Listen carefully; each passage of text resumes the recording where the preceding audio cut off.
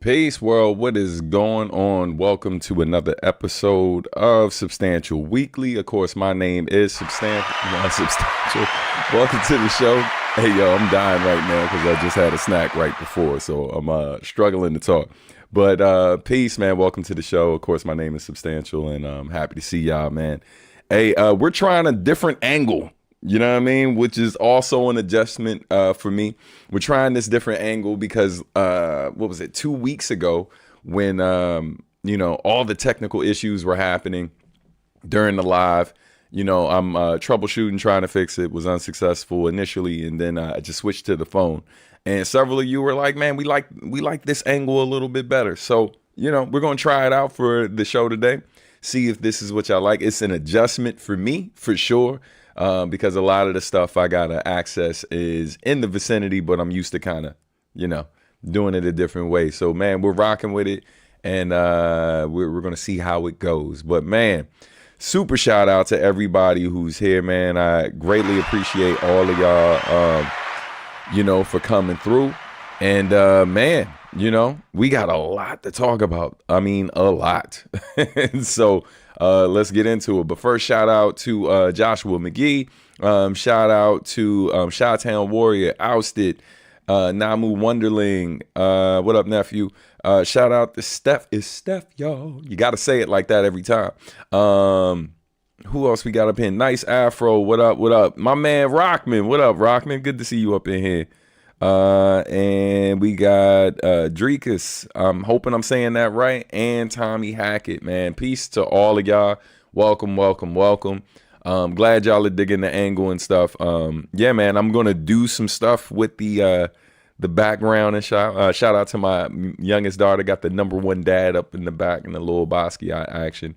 And shout out to my man Renda Ryder, who did this piece here, which has a bunch of old school artist names on there. But again, man, shout out to everyone for joining us today. Excited, man. Excited to talk about all the things. Got a message from Marcus D, who wasn't able to join us live. As you know, he's based in Tokyo. And literally, there's a 14-hour difference. So it's already 2 o'clock in the morning. Wanted to have him on the episode so we could talk about the Bob Alloy Kickstarter, which has been going crazy. And y'all are the greatest. The greatest. Yeah, we got a lot to talk about. So yeah, man, let's jump into things. New angle. Yes, indeed. But yeah, man, shout out to everybody. Let's make sure I got everyone. Chill Air Arts. What up? What up? What up? Oh man, first person to say it right first try. I appreciate it. You know what I'm saying? Stick with me, kid. But yeah, man, Aquarian Ninja, what up? What up? Thanks for tuning in. So yeah, man, shout out to everybody here. Yo, I appreciate that, Rockman, for supporting the Kickstarter. So look, let's jump into things because, like I said, we got a lot to cover. Let me make sure this is live real quick. Yeah, man. One of the things you'll notice that we do have a goal for today. Today's goal is to hit 5 super chats. It doesn't have to be a crazy amount. It could be as little as $1, and that's greatly appreciated. But if we hit 5 super chats today, I will play the first single. Well, not technically will be the second single from the upcoming Bob Alloy album. And that'll be our goal today, man. Shout out to Uncrowned Otaku and Last King Saints. And also, just a friendly reminder, man, I think today is the last day to buy early bird tickets for the event, which is in 2 weeks. That's the Think Different tribute jam, that we do here in the DMV, honoring the musical legacy of Nujabes. And this year we're also honoring DJ Dexstream, as well as, performing a lot of my collabs and stuff that I've done with Nujabes. This year, later in the year, but all year long, we're celebrating the 25th anniversary of To This Union the Sun Was Born. So me and my band have been hard at work, putting together some interesting takes on those original songs. And it sounds great. Like, it sounds really crazy. We got a a few mashups we're doing, changing the swing of some of the tracks. Yo, you don't want to miss it. I'm going to keep it a super buck with y'all because that's why we do this weekly joint. Tickets right now have been the VIPs have like we're getting low on those, but overall ticket sales have been low. I know this time of year is a little tricky for folks in terms of like the cold weather and all of that. But yo, like, you know, my goal is to make this an annual event. And yeah, man, so your support is important. So if this is something that you saw last year and you know, and you think other people should check it out, even if you can't make it, definitely help us spread the word. Because yo, I can tell you this too, if you came last year's set is not this year's set. It's very different. Like, you know, and if you've seen me live more than a few times, although there are certain songs you may see me do a lot, it's definitely, yeah, like this is different. You know what I mean? One, if you've never seen me with the band, shout out to the Sons Hughes. It's an experience in itself. And two, even if you have seen me with the band, this set's different. This set is different. So yeah, man, we're gonna jump into all of that, but definitely cop your tickets, man. I know that a lot of people usually wait till these last 2 weeks to cop tickets. That's what happened last year. I was definitely sweating bullets last year, and then the last 2 weeks y'all came through, and a ton of people came out, and so it was super, super dope. And but yeah, man, cop your tickets when you can. Let's jump into it and get these updates going. Let's see. All right, first off, super shout out to all of the folks supporting on Bandcamp, Patreon, YouTube. Whether you're a member here on YouTube or you are a subscriber on Bandcamp or Patreon, I greatly thank you for helping to support this show, as well as a lot of the other music I make. By doing that, what you're doing is helping me be able to buy like or update equipment when it goes down. And as y'all have known, I've had some technical issues here and there over the years. So that little bit of money that comes through actually oftentimes goes to supporting this, and sometimes goes to supporting like merchandise or whatever that I need to re-up on for live events and a long list of other things. So, you know, it's never mandatory, but it's always appreciated. That also includes small donations that sometimes people who are members or who aren't members make during the live joints. So it's greatly appreciated, man, anytime you are able to contribute. So yeah, man, super shout out to y'all. If you haven't joined the channel yet to become a member, you're actually missing out on some really dope content. Content that some of it you've gotten sneak peeks of, and certain things you haven't seen at all. But I highly recommend that if you want to see more of your guy, you know what I mean? I don't think I'm that hard on the eyes. You know what I mean? And I think I'm a solid rapper. So come on in. The water's nice. You know what I mean? Come stay a while, you know? Consider becoming a member if you haven't already. Shout out to those of you who already are. Oh, let me address this comment real quick, man. Ousted said, gotta see Substan live one day. One of the things about the Think Different tribute jam in particular, and let me fix that.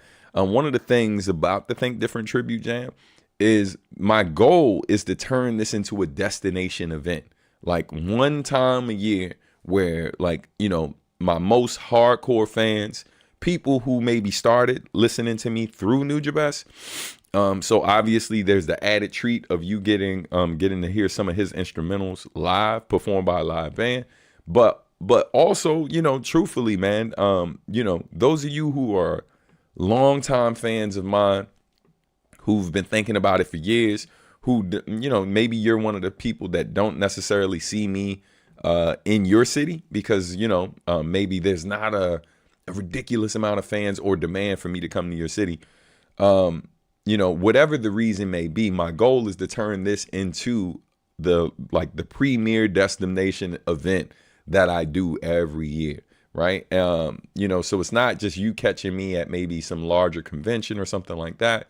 This is something where people who are fans of the music I've made over the years, whether it's my solo stuff or the collaborations I've done with Nujabes, this is something where, yo, you can come and be surrounded by other people who know this music, right? And really, really see me in my element, whether, you know, Whether you've seen me before or not, you get to see me really close to the area, the area, as we say, that I grew up in. You know what I mean?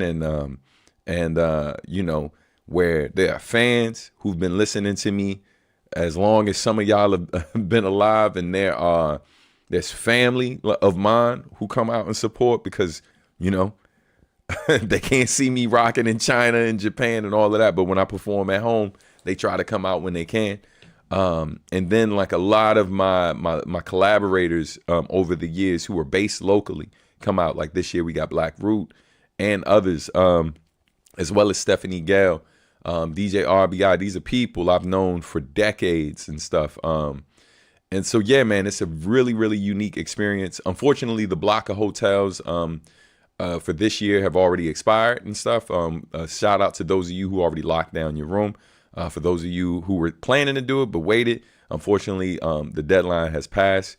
And but yeah, man, and shout out to those who traveled last year. People came from as far as California, Denver, Ohio, Vermont. Virginia's a big state, so people within Virginia drove from like 2 hours away. Others came from like as far away as Northern Maryland and stuff like that. And I think someone came from Florida as well last year. So yeah, man, it's going to be special.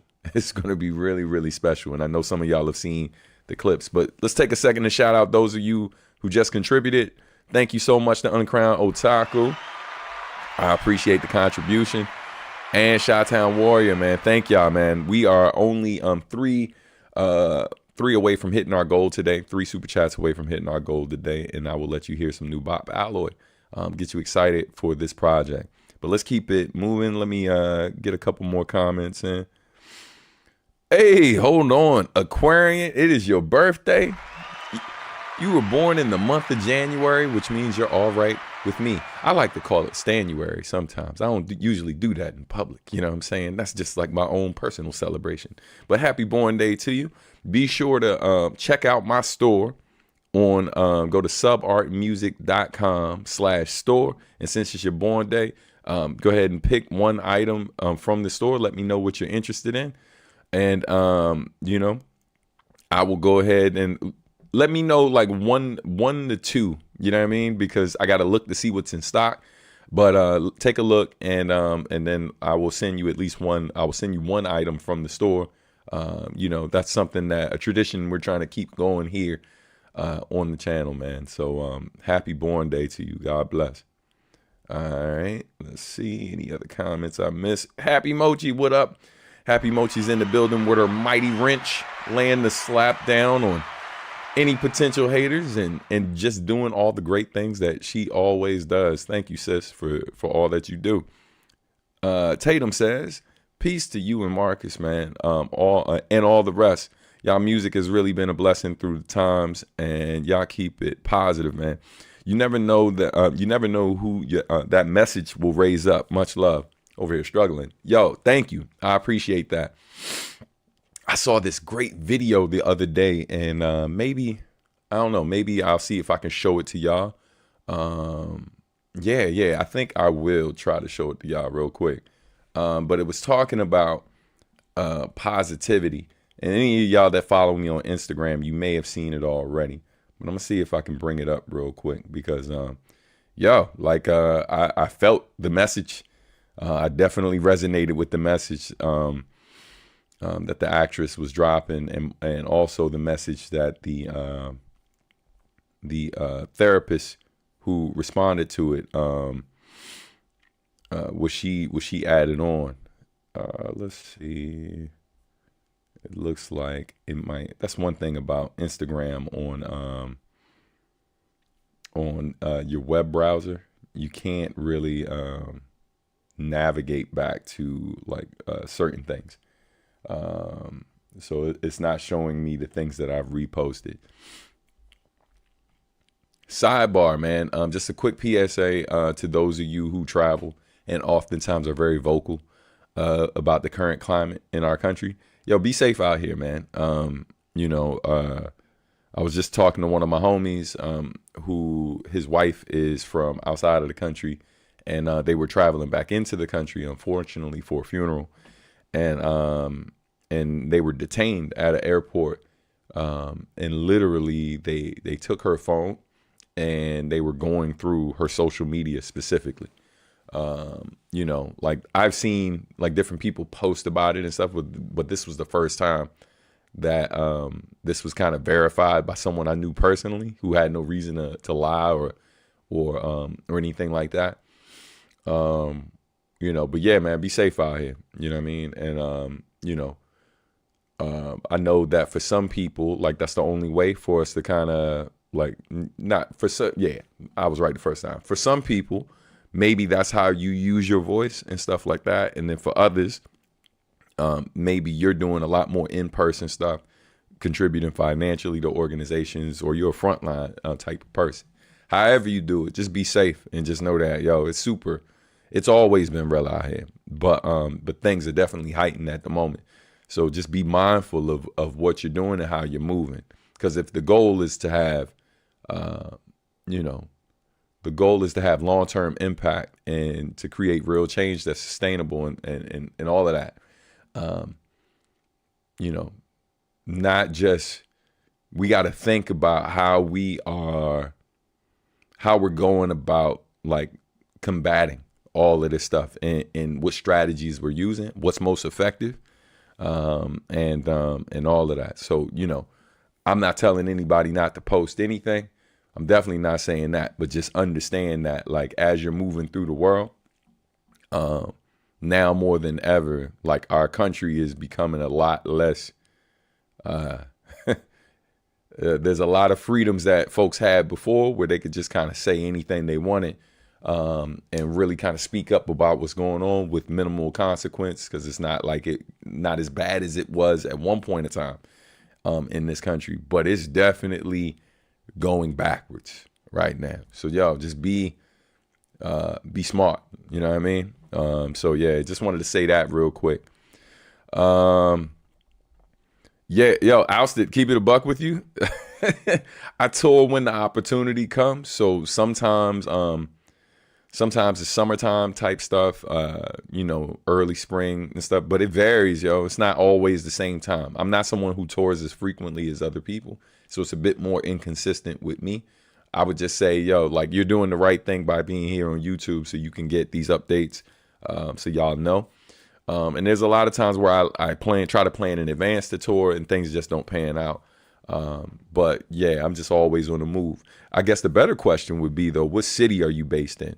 And then I can let you know if it's a place I come like frequently, you know what I mean? Let's see. Aquarian, thank you so much. I agree. January Aquarians are the best, like Rakim and J. Cole. Yeah, shout out to them both. We definitely got some legendary January folk, you know what I mean? Shout out to the Aquarians and Capricorns, you know what I mean? And thank you so much for contributing, fam.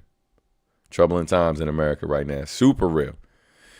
Sad to see free speech losing its freedom. Yeah, it's definitely real. It's also a reminder that, what we say, for good, for better or for worse, what we have to say sometimes, and a lot of times, has real world consequences, and can affect real change. It can motivate people. It can hurt people, and then it also can put you in a position where maybe it gives you more opportunities or whatever, or also puts you in harm's way. So for anyone, I don't ever want you to be scared to speak your truth. But I definitely believe that everyone should be knowledgeable about what comes with that.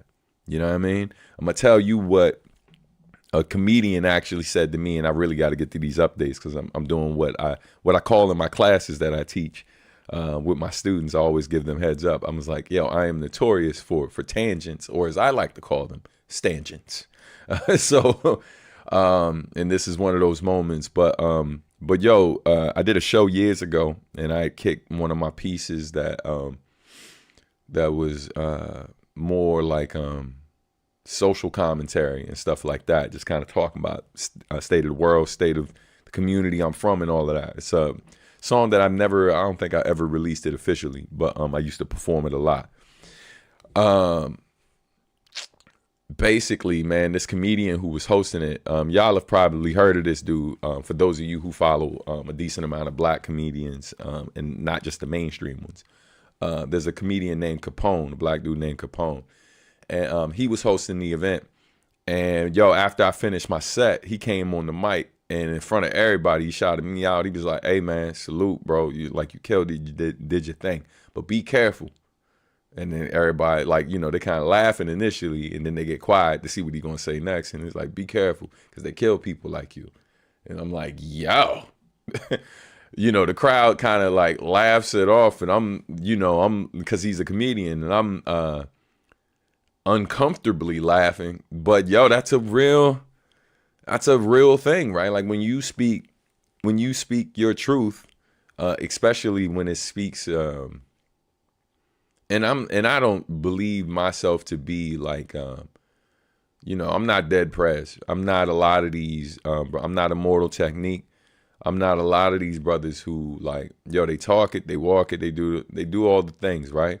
And when it comes to activism in their music, I'm very much a person who's put my time in with the community, still continues to do that.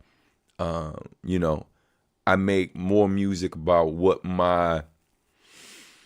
definitely what I see and what my day-to-day life is and stuff like that. But it's not always hyper focused on that specifically. I have my moments, and like, but shout out to those who do, because a lot comes with it. Like, a lot comes with it, and a lot of our leaders over time like aren't here anymore. For different reasons, right? Some were lucky enough to live to be old men, a lot weren't. And so, yeah, man, just, I think over the years, like, I feel like I don't believe, trying to have a positive mindset and just being a good person is enough to kind of make everyone's life better and fix the world and stuff. Like, unfortunately, a lot of the stuff that's happening has to be confronted head on. And if I'm being super real, and not if, while we're here to be super real, unfortunately, a lot of what we're seeing, it's not just going to be fixed by like people voting, you know what I mean? Or protesting. As far as they're taking it right now, because we just passed a year into this man's presidency. In the current climate or whatever, like, yeah, unfortunately, if it goes too far, like oftentimes to course correct, like it might lead, not even might, it's definitely going to lead to more violence. It's going to lead to a lot of other things. And this isn't just my personal opinion. It's just the opinion of, this is the point of view of someone who knows enough about history to kind of see the writing on the wall. And I think that if you're hoping that people look into their conscience and just do the right thing for the sake of doing the right thing, you have not been paying attention. You know what I mean? And so, unfortunately, yeah, man, I think this is where we are right now. And yeah, man, I'm hoping, I'm hopeful that folks will come out on the other side of this stronger and better. But yeah, I think what all of us need to understand, that oftentimes we are like, discomfort. The beautiful thing about discomfort is it's directly connected to growth, right? And so this uncomfortable state that we're currently in is gonna it's going to require a lot of us to grow in ways that we didn't necessarily, wasn't on our bingo card, but it may be necessary to get us to where we want to be. You know what I mean? Or more importantly, just to be more aware, of what's happening. And I'm watching a lot of people grow up. What's been crazy too is just how many of family members or friends and stuff who I was telling this stuff, back in like 2015, was just kind of giving them heads up on where we were headed. And, people thinking that, you're being being paranoid and all of this other stuff. And I'm like, okay, all right, And so, yeah, man, just be safe, be smart, be aware, and yeah, man, like, you see somebody in trouble, you know what I mean? Not just speak up, do something if you can, you know what I mean? And yeah, like I live in a neighborhood that is literally filled, like we call our neighborhood the UN, our building, because like you walk through and you smell, you don't just see the different cultures and the different people, you smell it, right? Like you smell the foods and stuff like that. Like, I got a young black guy on one side who I think may be Afro-Latino and stuff, because all his friends, and this is an assumption, but all of his friends that come through are Latino, right? And oftentimes I hear like Spanish coming out of his place. Then my other neighbors, I believe they are Indian, not 100% certain.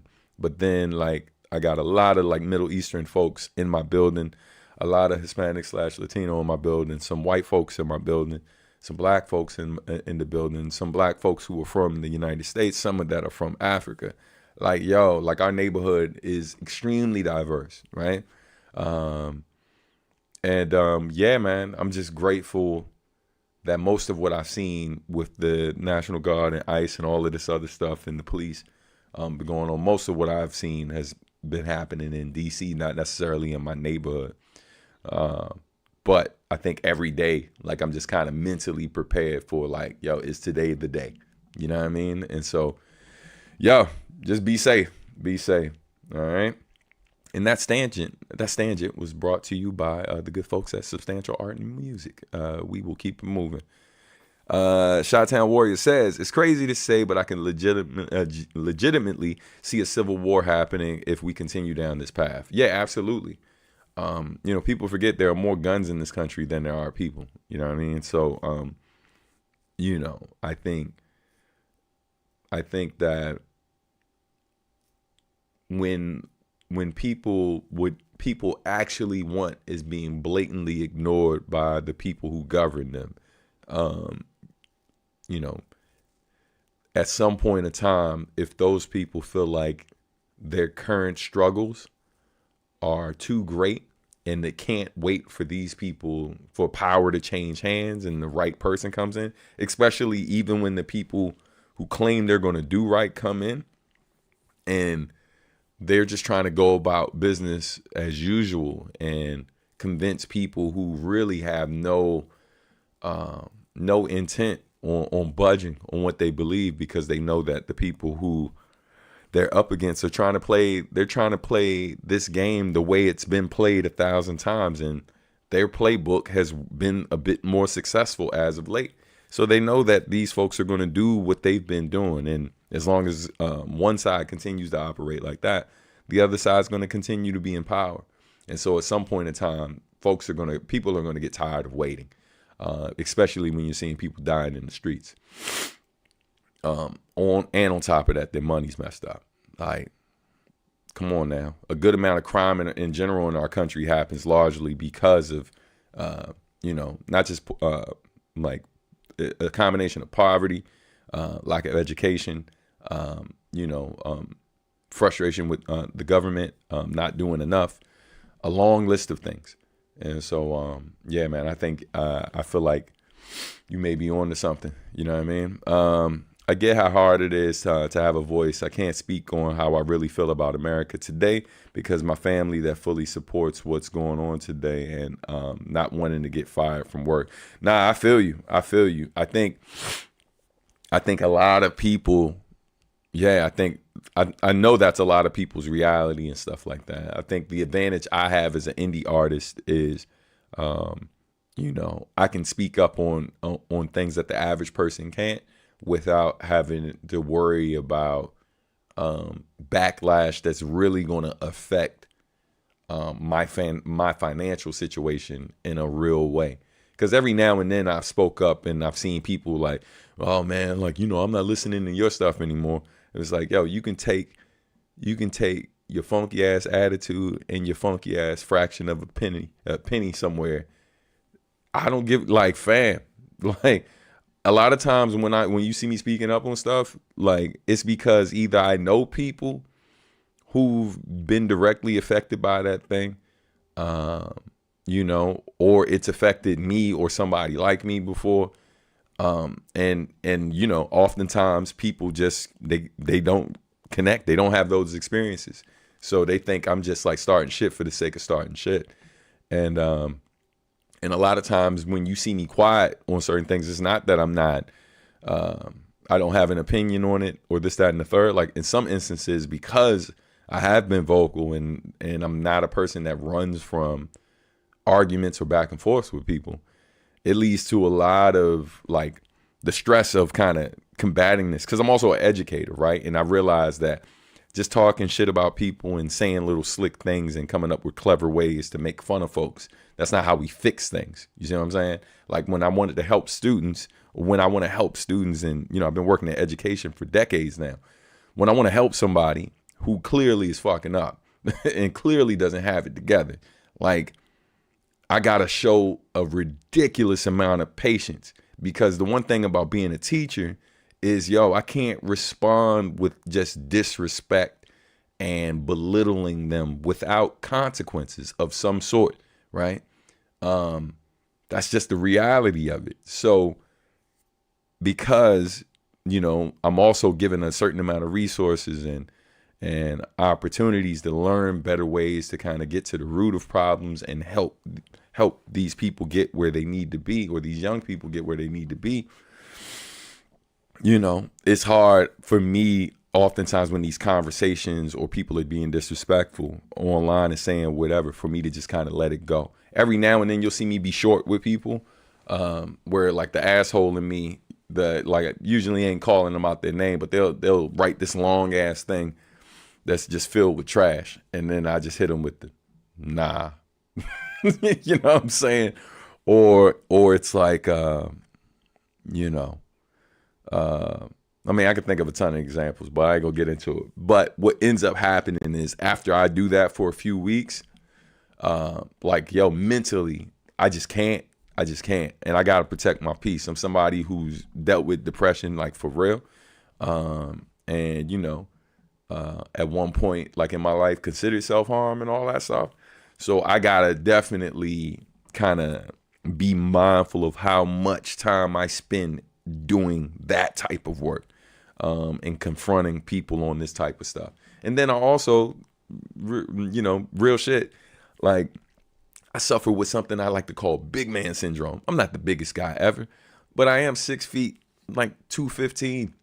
It's sometimes hard. That's the internet's one thing, but dealing with it in person and being able to control your temper or whatever in these moments, especially when you're talking with someone who oftentimes aren't considering the consequences because of where they're from. You know what I mean? Like maybe you grew up in a situation where you could just say whatever you want and there were no immediate physical consequences. I grew up in a situation where literally we'd be on the football field playing and someone just was talking shit. Like we would always talk shit in football, but the person they talking shit to was from a rival neighborhood. And and that same person go tee off on them, just deck them for something that really is common in the space that we're in. Then they go get their big brother and shit who fresh out of prison with the big upper body and the little legs. And then that person's just coming out here putting hands on like teenagers, fam, and they like 30 plus. Like this is real shit I've seen. So I've seen people get their ass whooped for less, right? That's the environment I grew up in. So just seeing how reckless people are on the internet because they think they are safe from whatever, you know what I mean? So it's just crazy to me. It's crazy to me watching all this because I just didn't grow up in that type of environment. Like, you couldn't just say anything without consequences that were immediate and like potentially deadly, And I ain't saying that's right, but what I am saying, that's part of the reason why you don't see me out here talking all reckless. You know what I'm saying? Because I've been that person when I was younger that like, yo, sometimes I let it slide and other times I punch him in his face. So like, you know, and it's just like, yo, you can have all the tools in the world, but at some point you remember, hey, these hands though, yeah. Yeah. So, you know, man, listen, shout out to all my people who are trying to be peaceful in spite of the current climate. And for those of us who are, you know, praying for a better day. Hey man, I really gotta move on. I'm gonna read these comments and then we'll get to it. I used to be like ousted, but I hit a point where I was just so fed up. I don't care anymore. I'm saying how I really feel, and I don't care who sees it. I feel that. A new civil war in the modern era. I can see that happening someday, but to be honest, I'm a bit exhausted from constantly living in interesting times, so to speak. I feel you, nephew. That's why they didn't want my man in New York to win mayor. Super facts. During that race, I'm thinking. All he's saying is making things more affordable. They hated that message. Yeah, absolutely. Because people act like it's like you're talking about handouts. And we're not. We're in these moments, we're talking about situations where, like, yo, the majority of jobs that some of these people who live in these communities that are affected by this, these jobs pay poorly because of capitalism. Oftentimes, like, the goal is the people who own these companies, right? Like, they're making a ton of money, oftentimes more money than they actually need to have a good quality of life here in this country.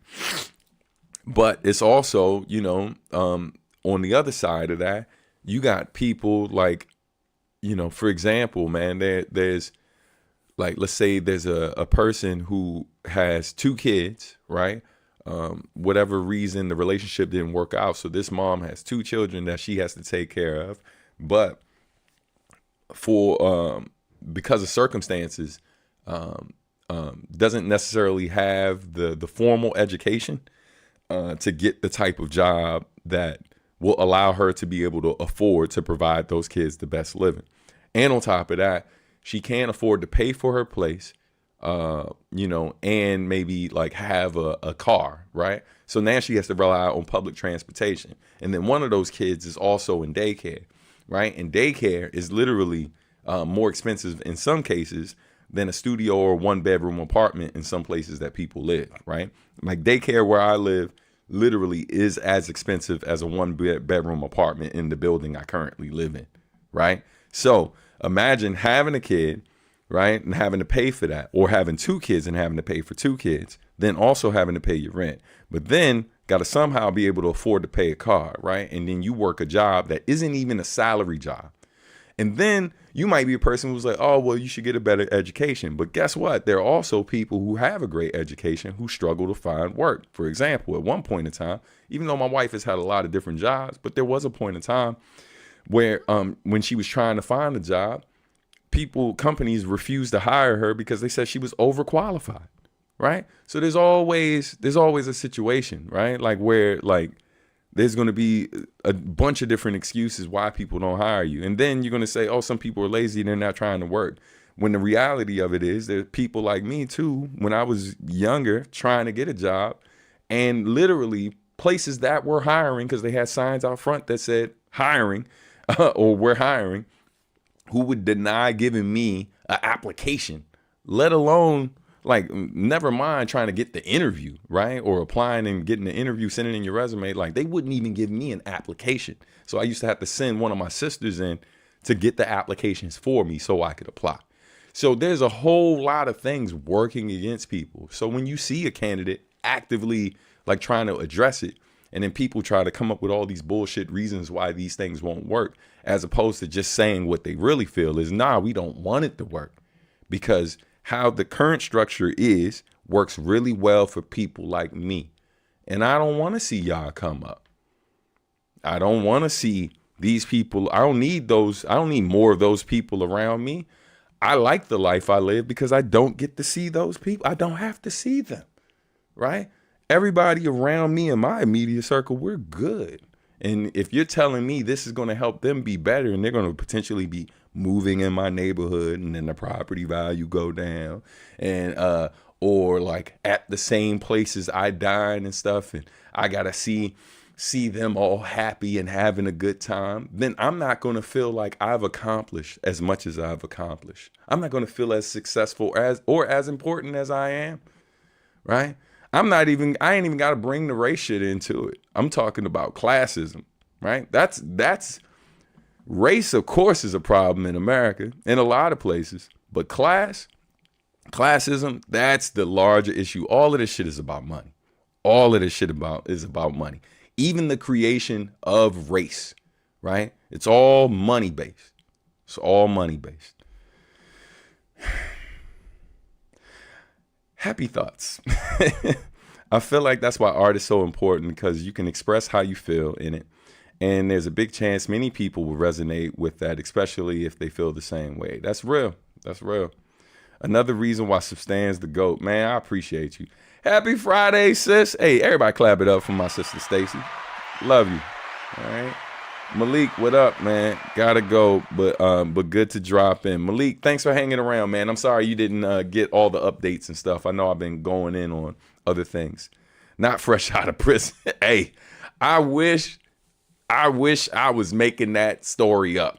That was a real situation that I just happened to leave names out. But that really happened. I remember when homeboy was walking across that field, I'm like, oh no. Oh no. It was like, my man. And then I hear one of my boys go, ain't that such and such? I thought he was locked up. Oh no, he just got home. It's like, oh no. Oh no. Anyway, what's pop? Hey, what up? What up, metal fan? All right. These tangents are great to hear. Hey, Soul Tiger, I appreciate you, fam. I grew up in a tosh get hit environment, so it's always been really wild to navigate this reality where people feel too comfortable saying mess and looking shocked when there's consequences. Yo, for real. As an educator, I would see it all the time, right? Like I would see certain kids who never, I'm not saying their parents didn't give them any consequences, but they grew up in households where they had a lot more freedom to do and say whatever they wanted. And there was this kid when I was in elementary school, man. This kid, not gonna say his name. I do remember his name, but I remember he was from Germany, I think. No, he was from the United States, but his parents were in Germany for a while and stuff like that. This kid was not black. All right. And so he was going to a school where it's predominantly black, small amount of Latino, and then a decent amount of white at this time. And it's in PG County, right? And yo, I just remember this kid being real reckless about like what they would say and what they would do. This is like second, third grade, maybe. And yo, like my first run in with this kid, and like he said some wild stuff, and I'm like, yo, I look at my boy, and my boy was like, yeah, he ain't from here.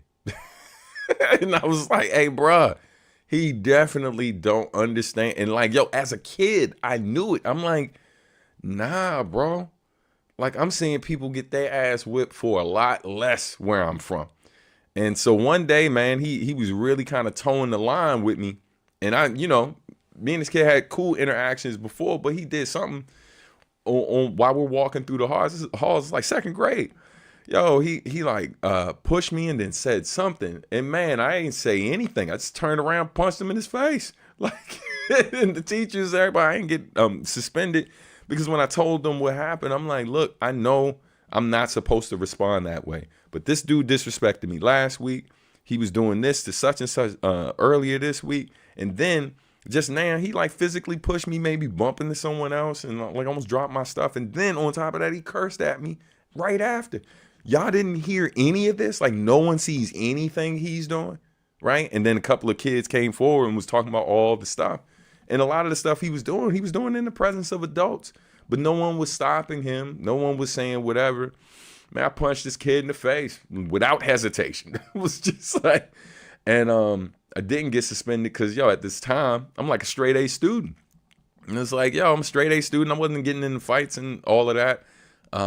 This is like third grade. By the time my father came home, and not from prison, but like when him and my mom moved back in together. That's when like my decline in school happened. But yeah, I didn't have this reputation for being a person who started shit, right? Like, because I knew what not to do and what to do in these situations. And just like this dude was what they call a Chappelle show, a habitual line stepper. Talking about not Charlie Murphy. Charlie Murphy said this about Rick James. He's a habitual line stepper. Yeah, that's what this kid was, yo. And I wasn't the only. That one school year, man, that kid was in so many fights. Like, he would literally just leave school because he was a walker. So he'd like do wild shit and just walk off the school grounds, right? But again, a lot of times with people's parents and all of this different stuff, you got people who, like, not everyone parents the same. Hold on. I just lost connection on one thing and I'm making sure we still good. Okay, yeah, we good. But yeah, man, you got folks who they just doing whatever the fuck, and no one's checking them. No one's checking them. And by checking them, I don't mean that they got to get their ass whooped. I'm just saying that someone needs to address them, consistently remind them that that is not okay. And more importantly, that there are consequences to their actions. And I don't think it's this, like it's a white or black thing, right? Because oftentimes I see people be like, yeah, oh, you know, like that's how the white people be raising their kids. And it's like, nah. Because I know black people who have a bit more money. I think this goes back to class, right? I know black people who have a bit more money, right? Bit more success, who raise their kids the same way, right? Now you could say, oh, it's because they're around these white families and they try to be like them. You could say that. And it's like, listen, I ain't political scientist. I'm not a scientist in any shape or form. Like, I haven't researched this. I don't know. But I can only speak to what I've seen. And, you know, I think that when you do see it in situations with folks who are poor or maybe lower class or like middle to low class and stuff like that, you usually see it in situations where the parent isn't always around, right? So like they're always at work. When they are home, they're kind of in their zone. The kid kind of operates and does what they want. And so because they aren't being checked by an adult on a regular basis, except when it's something that directly impacts that adult, that lack of being reminded in real time, you know what I mean? Like coming down to their level, making eye contact when you speak to them, not just passively dealing with the bullshit they're doing. Like when you're raising a kid like that, yo, you're gonna run into these problems, and now they're gonna be a problem to everybody else. And eventually they're gonna come across them who ain't for the games. You know what I'm saying? And so how many of these kids go on to you know, shoot up schools, right? Or like, you know, commit certain crimes and stuff, and then because they come from means or whatever, when they go sit in front of a judge, that judge just kind of gives them a slap on the wrist or some shit. Again, not getting real consequences. So now they think it's okay, or that they can continue to get away with the shit they're doing.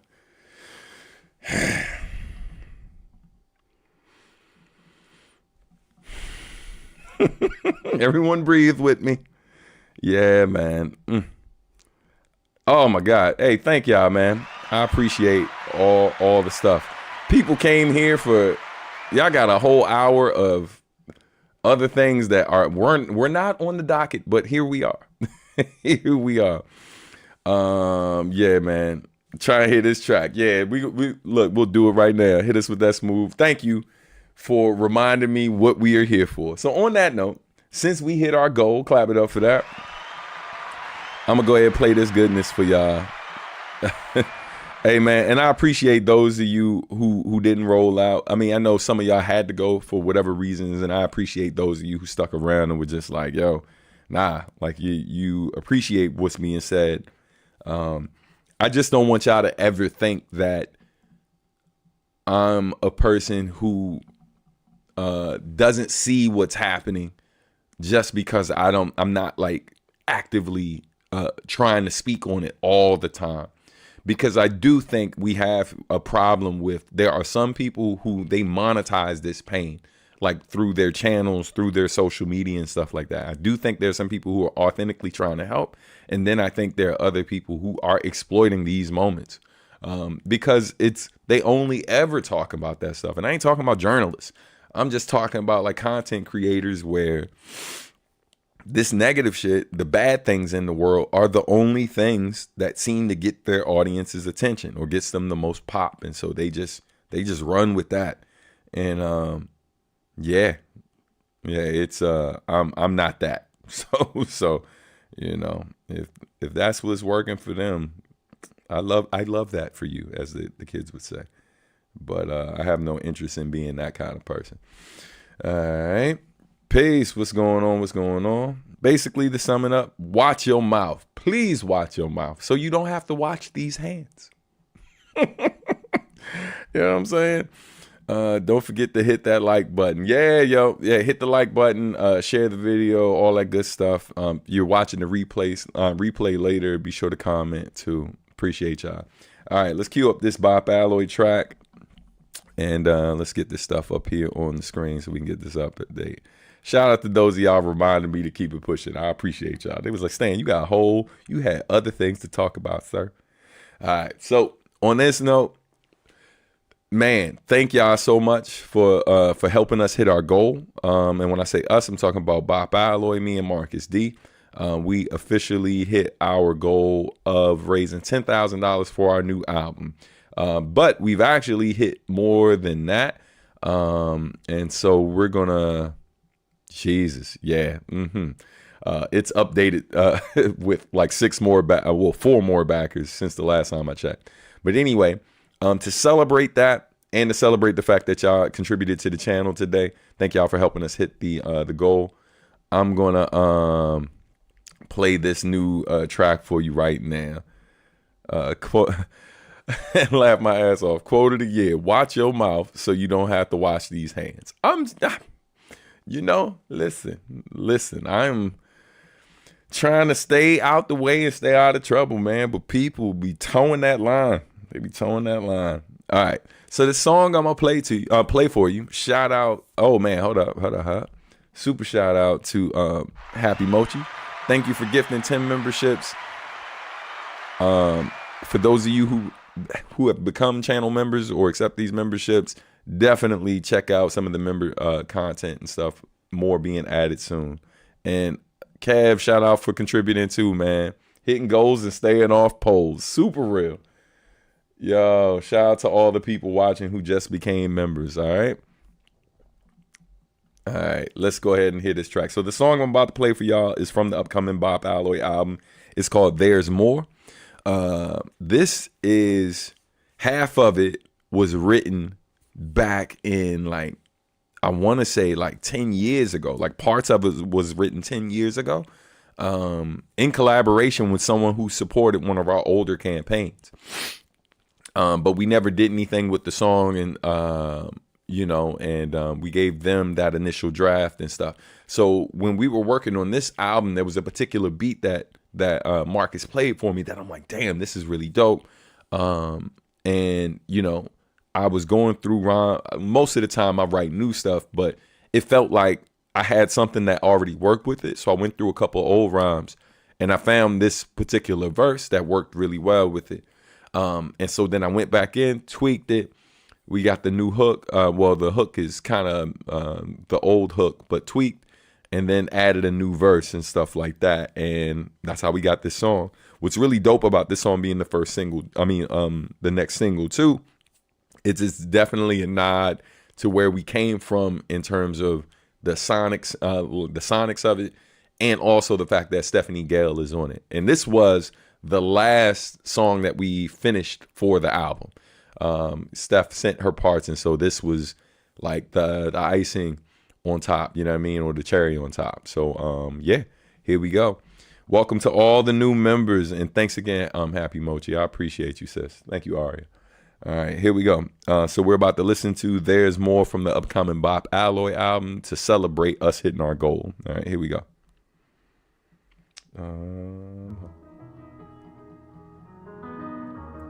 And y'all let me know how it sounds in the comments, all right?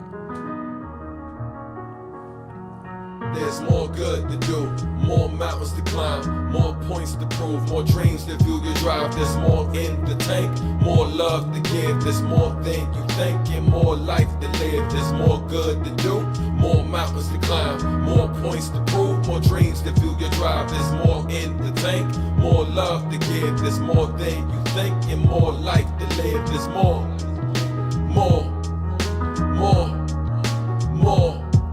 There's more, more, Yeah. more, Yeah. more.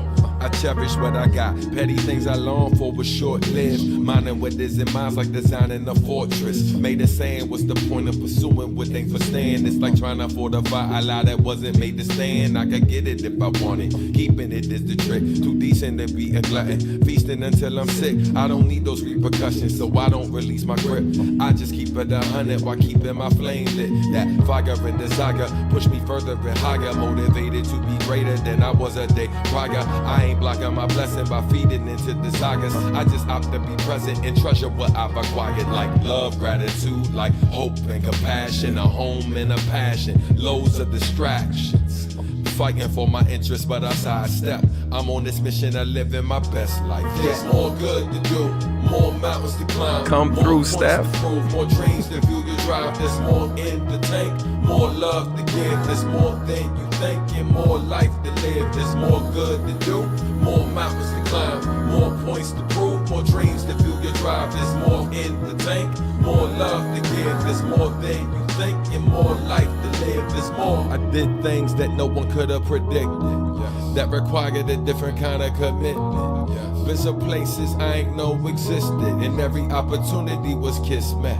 Yeah, I might have helped some people who ain't lived yet. Helped a few friends get some big checks. Helped some folks discover their talent and what their gifts meant. And every opportunity was kismet. Listen, appreciating every moment and give thanks that I've been surrounded by love that help endure hate. Always lifting me up to help me reach goals. People still turning me up to let me reach souls. So I don't focus on comparisons or nothing negative. Eternal growth is imperative. Success is relative. All I know is that I better live a life that benefits more than me and the people that I met up with. I went through hell just to live a life that's heaven sent. A kingdom many that people saw was a derelict. It's evident. I fought through it all and had to sidestep the pitfall so I could live my best life. There's more good to do, more mountains to climb, more points to prove, more dreams to fuel your drive. There's more in the tank, more love to give. There's more than you think and more life to live. There's more good to do, more mountains to climb, more points to prove, more dreams to fuel your drive. There's more in the tank, more love to give. There's more than you think and more life to live. There's more, more, more, more. There's more, more, more, more. Steph.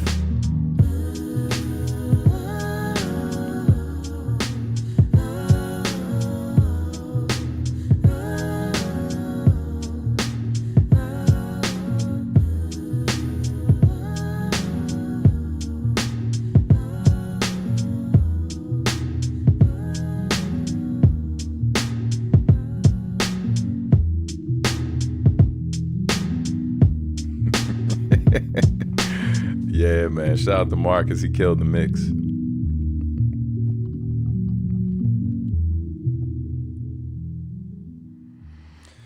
Yeah. Exclusive. No bye-bye, Yo, man, I'm glad y'all enjoyed that joint, man.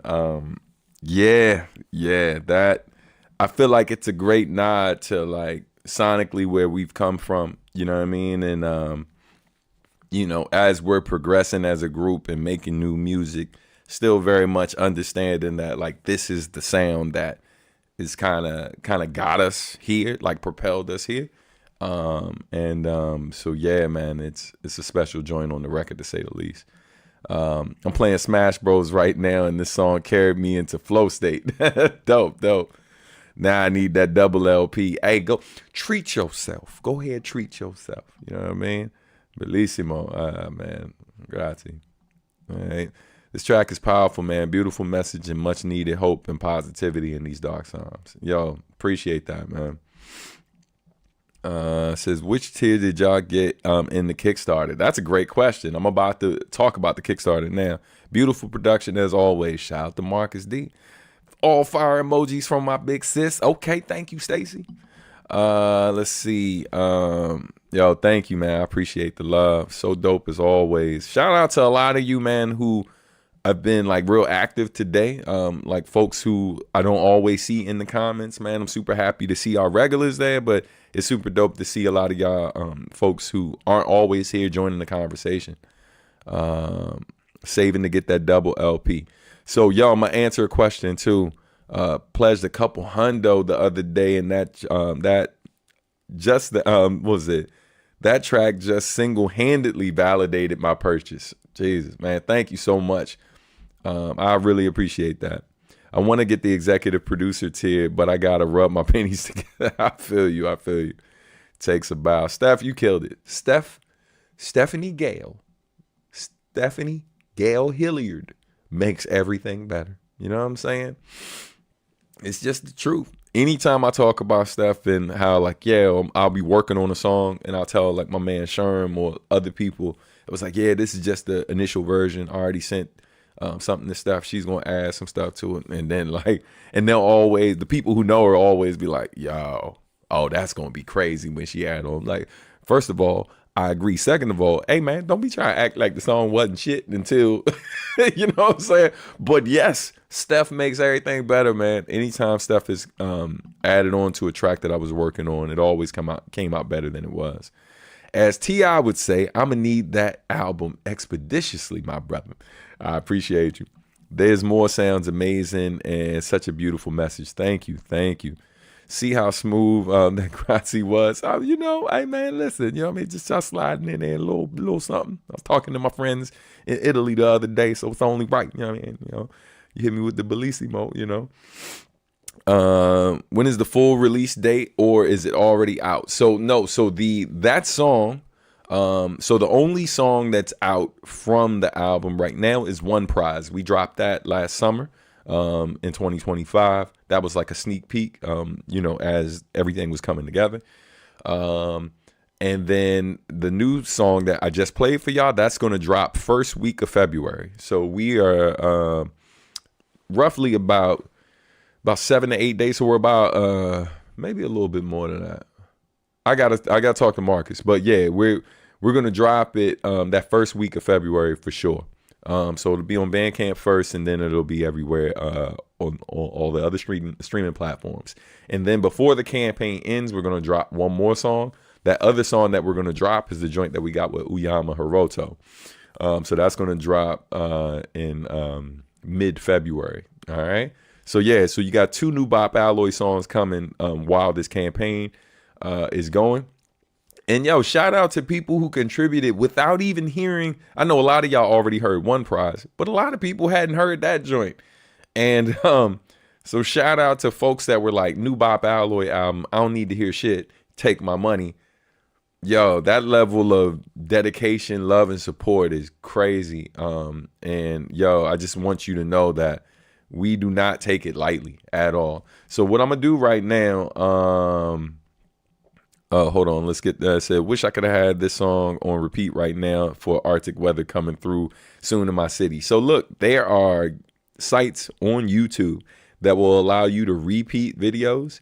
A lot of people use this shit in marketing to get their numbers up, but you can also loop certain sections of the joint. So for those of you who are watching live, I don't go publicly telling everybody you could do this, but you could literally take this video into one of those sites and then loop. You can tell it what section of the video you want to play over and over again. So you could do that. You know what I'm saying? Like, I ain't here to block your blessing. I'm here to pass out blessings.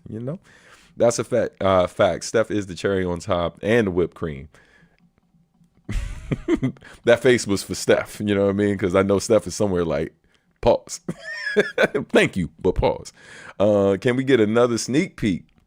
I'll think about it. Give me a sec. Me catch up to where I gotta be. Who's your main bro? Always ask when I meet someone who plays. So I'm not. Oh, you talking about on Smash Bros? On Smash Bros. Got it. I've been maining. Oh, Kirby, nice. They talking Smash Bros stuff. Gas. All right, here we go. So let's shift real quick. Let's talk about this Kickstarter real quick. So when I started this video, we were at $17,103 raised, right? With 116 backers and 25 days to go.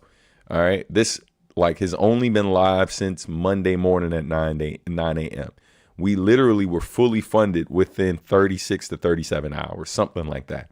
So we hit our goal super quick because of y'all. So now that's what it was before. Let's see where we're at right now. So hitting refresh. Yeah, yo. So we've picked up 5 backers since we've been live. So what I want to do right now is answer as many questions about the Kickstarter and thank y'all for the millionth time. And I have a video to play from y'all from Marcus D as well. But what I want to do is the first thing I wanted to explain to everybody, because this seems to be a common misconception. I'm a child. Sorry. I'm sorry. So look, hold on. Let's fix that. All right. So first things first. Let's clarify. Matter of fact, let's do a better view. We'll do this. All right. So first thing, let me clarify about the Kickstarter, right? I'm trying to figure out what the sound is. I know it's every time I put my elbow on the table. I'm sorry. So anyway, common misconception with Kickstarter. I think a lot of people know what they want from the Kickstarter, but they got to check their money, which makes a lot of sense. But a fun fact for you about Kickstarter for those who've never contributed before or those who've contributed but just don't remember. Kickstarter does not take the money immediately. All right. I repeat, that means if you back the campaign today, you literally have about 25 days before they take the money from your account. Now, I do respect the fact that some people are like, oh, no, I'm not backing until I know that money is actually in my account, because people forget, you know what I mean? And that's a real concern. But I also want people to know that, if you are really just kind of, some people are really thinking through what they want from the campaign, and that makes total sense. But one of the things that has happened to us a bunch of times over the years is because our campaigns oftentimes get backed in under a week, sometimes in just 2 to 3 days. People will literally cancel their pledge as quick as they get the notification that the campaign has been funded. And that's because they are under the impression that the money is going to come out immediately. And that's not how it works, right? It doesn't take your money until the campaign ends. The moment the campaign ends, it begins processing, and that usually will process your payment within 24 to 48 hours tops. It's usually within the first 24. All right. So I just wanted to clarify that for anyone who didn't know. And the beautiful thing about this too is you can always edit your campaign. So let's say that you want a particular level, right? And you're thinking about it right now, but you're like, I don't know if I'm gonna be able to afford that. But you're pretty sure that's what you want. And so you could, if you wanted to, go ahead and put a hold on that particular thing. And then when you confirm later on that you got it, you're good. And if things change for you, you can always edit what you want. That's kind of a way to ensure that you get a particular thing, especially if it's something that has a limited amount of copies available. So that's one suggestion. The other suggestion would be you can sometimes come in contributing at a lower level. Maybe you're just yo, for now, I really want the LP, but right now I know bare minimum I'm going to get the digital. So you could just start with the digital, supporting at the digital level, and then when it's closer to the end of the campaign and you know what your money's going to look like, you could always circle back and upgrade to a higher level or add on, because that's the one cool thing about it this year is we have add-ons. So let's take a quick look for those who don't know what's available in the campaign. All right, so here are the different levels. Man, part of the reason why this took so long to launch is because I put a lot of thought With Marcus D, we both put a lot of thought into what to call the different levels. So the novice pack level, that's the digital level that comes with just the digital copy. You'll get a notification from Bandcamp, as it's always been in the past, which has your digital download, and you can download it in MP3, WAV, AIF files, even flock files, right? Then there's the Apprentice Pack, which is the CD. It comes with, the CD comes with the CD itself, digital, social media shout out, and then the sticker, all right? Then there's the Skilled Pack, which just comes with the single LP, social media thank you, single LP, sticker, and digital copy of the album.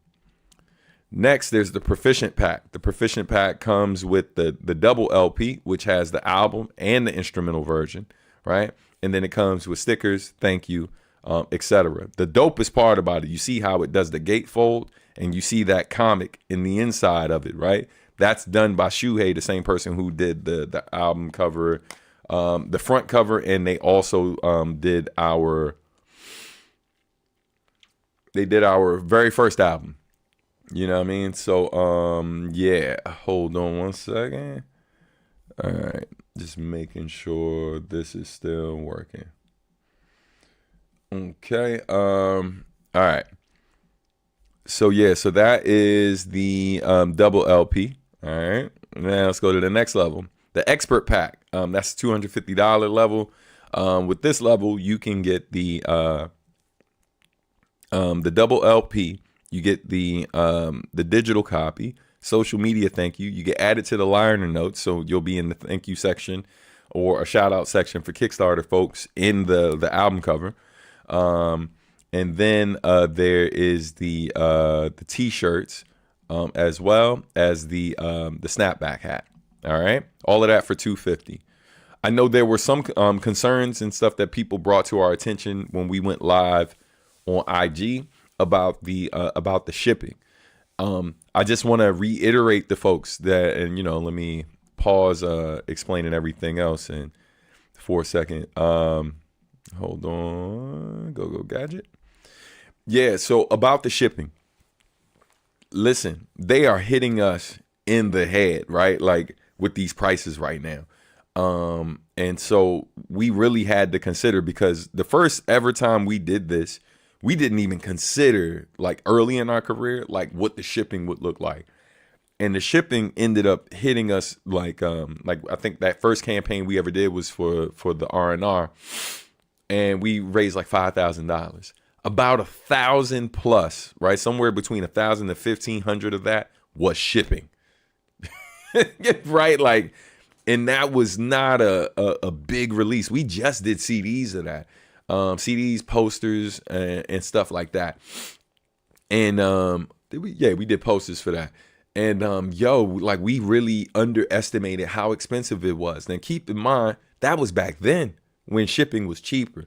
So now, man, like when we go to ship vinyl certain places in the world, because we're shipping from the US, and especially with the current climate and how things have been going, the prices are crazy. Like if we go to ship a record to somewhere like in Asia or potentially in Australia, it can easily be between $40, $50, right?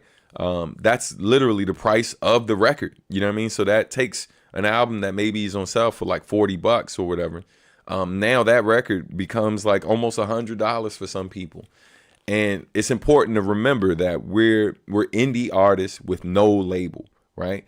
And so, or major distributor. So because of that, that means we literally got to send it all ourselves. The other part is people are looking at the shipping price and they're forgetting the whole shipping and handling, which means that, we also got to buy the materials that allow us to package it up, from the tape to the boxes themselves, sometimes padding to go inside of it, depending on what type of box it is, as well as, for the other items and stuff, we sometimes got to put additional stuff in the inside of it to protect it. Because, again, man, like sometimes what happens is we ship the stuff and then the stuff gets damaged. And so now the fan doesn't want that. So we got to pay for it sometimes to be shipped back to us, right? And then ship it again. either that or we got to buy higher quality packing materials so that it can be in the best shape possible. So, yo, like, it's just a lot that goes into that. And I just want y'all to know, like, we are not trying to, like, just hit y'all in the head for the sake of hitting y'all in the head. We are considering what our budget looks like, and also the fact that we've already spent a lot of our own money to make this stuff. And so, like, going forward, as we're getting these physical copies out, we got to do it in a way that doesn't make it so that we don't make anything. Like, right now, we're just trying to not lose money to get it out to you all, and potentially, like, release it with us finally in the black by the time the world hears it. And so, yeah, man, it's just a lot of factors to consider. Any of you who are business owners and deal with, like, mailing product, I know a lot of y'all understand already. And so I appreciate your patience. This is not something that everyone has complained about, but definitely some of our fans who are abroad in certain countries where it's a lot more expensive for them to get stuff from the U.S.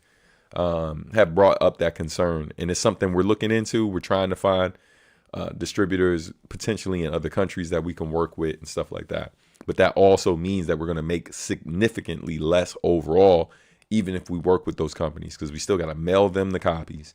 And then they want to take their cut in order to sell it for us. So it's just a lot for us as artists to consider. And just know that we're always keeping y'all in mind as we make these decisions. You know what I mean? Let's see. Also, rocking my adultish hoodie for my 30th birthday. Fire. That's dope. That's what's up. Gotta go because I'm out in Asia and it's real late. But thank you, Substan, for as always, for your music and message over many years. Good night, people. Peace, yo. Thank you, Taka. I hope you had a good time with us, man. All right. This is Stan being like, just go ahead and back the EP. No pressure, no pressure. Nah. I'm just explaining it because there were a lot of questions over the last few days. Chillair says, this is probably a dumb question, but I always wondered, when you release a song, what kind of process do you go through to be allowed to make money from it, and to get copyright protection? So the way copyright law works is the moment you create something, it's technically you have the copyright. However, it's important that you still register it with the Copyright Office, so that way it is fully protected. And God forbid you have to go to court over the release. You have some type of documentation that shows that you've done this in a way that is actually being recognized by governing bodies in the particular region you're in. So for a lot of situations or whatever, it's like you make the release, or you can take like your rough draft of it. You don't necessarily have to wait until the final mix is done. But like most people, that's what they do. And then you can register with your Copyright Office. The Library of Congress here in the United States is different if you're in different countries. And so then there's that, right? Then you also, outside of that, you need to register it with your publisher. If you're going to distribute it via DSPs, you have to upload it, including the metadata to your or metadata if you prefer, to your distributor, your digital distributor, and stuff like that. And so there's a ton of, and there's also organizations I'm not mentioning, like Sound Exchange, Henry Fox. There's a bunch of different joints that. In order to collect all the money that's eligible to you, you need to register it with all of these different things. Because with some of these companies, you can't retroactively collect. So if you don't remember to do all of that out the gate, then you're going to lose a portion of that money. But there are a few of these companies that they literally collect the money and hold it until you've registered the songs. So yeah, man. So that's part of the process. Thank you for the question. All right. The artist fire. Yo, thank you so much. For real. Love Marcus D album covers too. Yeah, he always kills it with the covers. Facts. Props to the cover artist. Straight 20%. Yo, it's wild.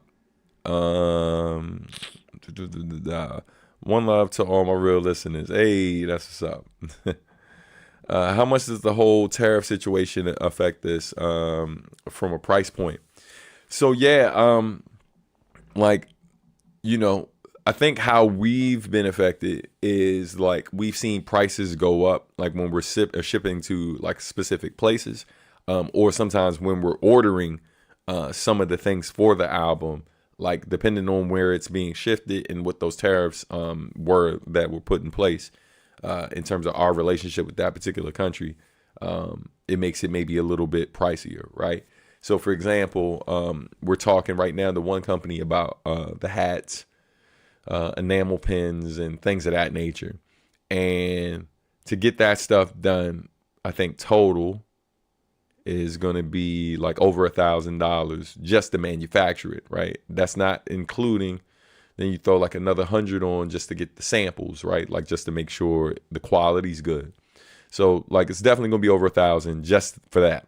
Now to ship it, because it's China, and the size of the box, just to get it to Japan. If I sent it to Japan as opposed to me, it'd be almost $200 to ship that stuff just to Japan. If I have it shipped to me, it's $360, right? So you see what I'm saying? And keep in mind, like, that's just for 2 or 3 of the things that we're having manufactured for it, right? The cost of just those things alone is gonna like basically be like $1,500. That's before we even manufacture the vinyl. That's before we manufacture the CDs. You know what I mean? The shirts we already had done. We spent our money to do the shirts already. So those are already done. They're sitting in my office waiting to go out. But yeah, man, it you know, it impacts a lot of the different things, especially anything that we can't have manufactured here. And here's the thing, for people like, oh, well, stop using China or stop using this place to manufacture the thing. Well, there's certain things that you want to do that there's no company currently based in the US who actually does it that particular way. So every now and then you'll find a company that advertises, oh, we can do that. But then when you dig a bit deeper, you realize that no, that company doesn't do that. That company, the company's based here, but they're pretending to be a manufacturer when in reality they are not. There's only a small amount of the things that they sell that they actually manufacture themselves. Everything else, they're outsourcing, right? So they're outsourcing maybe like 75 or 80% of the things they claim to manufacture. And they're getting a company in China to do it, and they just order it in bulk or make it so that you got to do a large amount. And that's the only way they'll work with you, which makes their price cheaper, for China, right? And allows them to increase their profit margin. But they overprice you. They charge you significantly more, so that way they can make a bit of a profit without ever having to manufacture the thing themselves. So I learned that when I was doing the adultish hats. I was trying to get it done stateside, but I realized that with all the companies I found that did hats, anyone that manufactured here didn't do anything under the brim. Everything was like on the top part of the hat itself, and nothing under the brim. Every company that I found that did that was overseas, with the exception of one company that was somewhere in the not Midwest, but well, yeah, I guess it would be Midwest. And when I looked into it, you know, it's just like when I did the stuff with Vans, right? The Vans, you know, it's an American company, but to get the sneakers done, the sneakers were being manufactured in China. The funny part is they're literally being manufactured on the same block that I get the hats done at. So then it made me think, I was like, damn, if I wanted to, I could go ahead and cut Vans completely out and just contact that company directly and be like, hey, man, you want to just keep making these joints and we just cut these out? Because then it's cheaper for me and then it's also cheaper for y'all. But that's also illegal because, you know, their design is like the overall layout of the shoe they own, the design of the sneaker they own. But yo, the reality of it is I would have been able to charge significantly less for the shoes. I also would have had to order them in bulk, in all the different sizes. But yo, it's a crazy game, man. Like the more you look into it, you know. Can I get the pen with the double record? Need that being a collector. Yeah, absolutely. So one of the dopest things about like how the add-ons work, you could literally just go to the add-on section. Like for example, you could go and do like the lowest level for the digital album if you want, and then add the like the double LP and then the enamel pen as add-ons, and then you're done, right? So you $10 for your digital joint, whatever the price of the double LP is, and then add the enamel pen, and then that's your total. And then what I would do is compare that total to the actual, compare that next to what the level, I think, which should probably make it like around $70 if like me going on top of my head. It was probably more than that. I don't know. But you check it, compare it, or whatever, see which one's cheaper, and if you get significantly more for that particular award tier, and then you can make your decision from there. All right, man. Seems like you got to know a lot of stuff to get everything up and running, bruh. Bruh, I've done a lot of these. I've done a lot of Kickstarter campaigns, not just for my company and my music, but also for other people's stuff. And yeah, like you got to consider a lot of things before you even launch it. You also got to consider how long it's going to take this stuff to get delivered to you. Because even after it gets delivered to you, you have to package everything up individually and then send that out. You see what I'm saying? So even if it looks like all the records are going to make it to me in March, realistically, I should probably still tell y'all it's not going to get to you until May. That gives me 2 months because keep in mind, we currently have, let's go back to Kickstarter, go Gadget.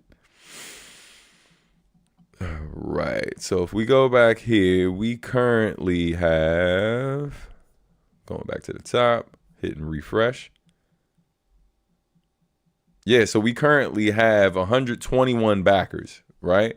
So now, not all of those wanted physical packages, but yo, that's over 100 packages that we got to do. And fun fact, not so fun fact for us, but it's actually more packages than that, because the reason why we didn't offer autograph copies is because Marcus D and I live in different countries.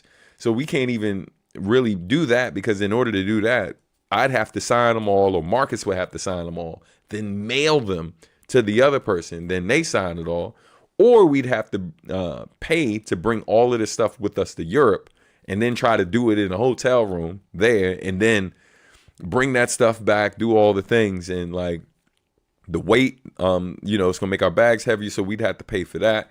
And then when you're bringing in a certain amount of merchandise into certain countries, they're gonna charge you taxes and stuff like that.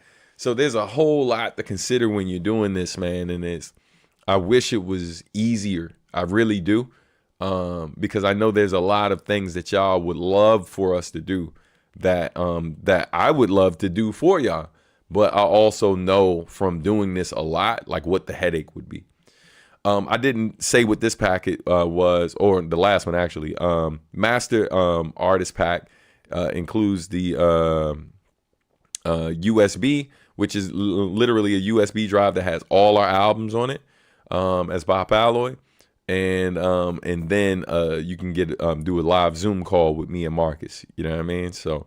And it includes a bunch of other stuff too, including the LP and all the other stuff. And then there's the executive pack, which is $1,000. Social media shout out, digital copy of the album, the T-shirt, USB drive, double LP, liner note shout out, the Zoom call, and you get an executive producer credit. So that means that when people look at the album cover and they see executive producer, they're going to see executive producer Substantial Marcus D. Then it's going to say co-executive producer, insert your name.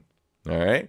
Yeah, man. And shout out to people who, like, I think we literally got one of those levels left for the EP pack.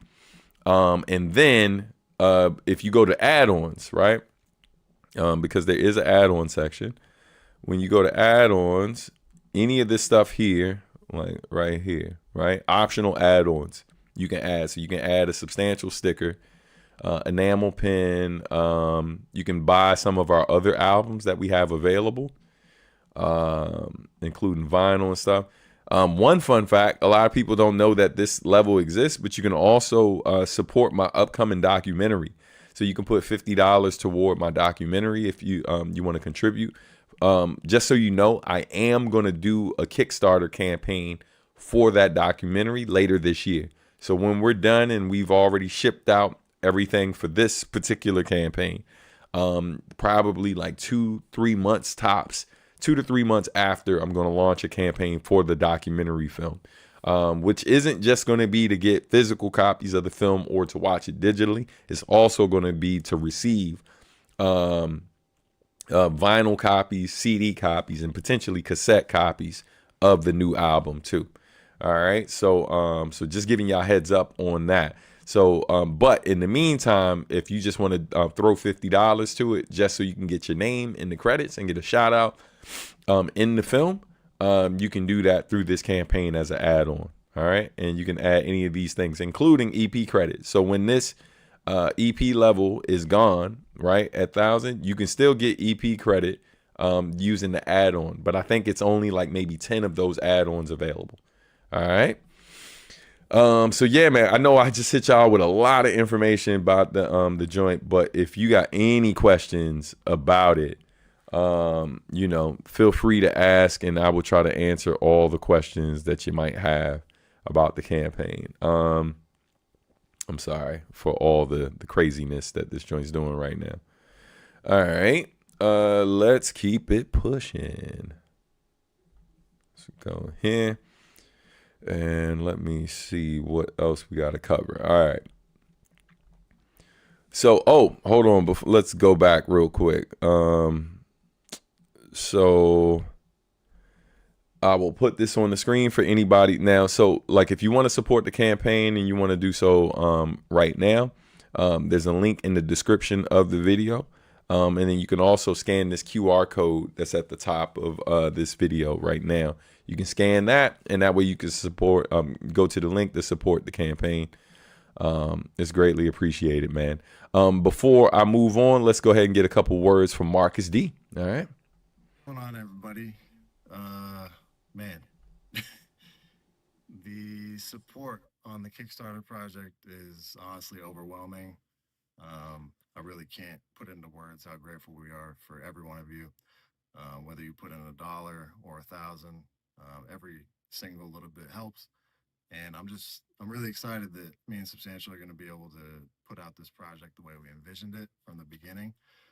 Because we really did just start with, him coming out to Japan and, thinking of recording the album all in one place and recording it and writing it together. It was us at our best. And I feel like being able to put it out in physical media and release it the way we envisioned it from the beginning is the ability to execute it fully to the way we had it in our minds. And because of you guys, we're going to be able to do that. So again, I just can't really say how grateful we are that you guys keep showing up and showing out. Every time we have a new project, whether it's, my individual projects or Substantial's individual projects, we really do have some of the best fans in the world. So thank you guys. And I'm looking forward to letting you guys hear the finished product. And also, we do have stretch goals on the way. So the first one will be a repressing on vinyl of the coveted SM Daba vinyl first album. We've been weekly, we get at least 1 to 2 people hitting us up about it. So we're happy that we have the budget to be able to put it back into print and get some copies in the hands of everybody who's been supporting us for 20 years now. Amazing. Yeah, so I've said all that I have to say, and I'll pass it back to Substantial here. But thank you guys for the amount of dedication and generosity that you show us. Peace.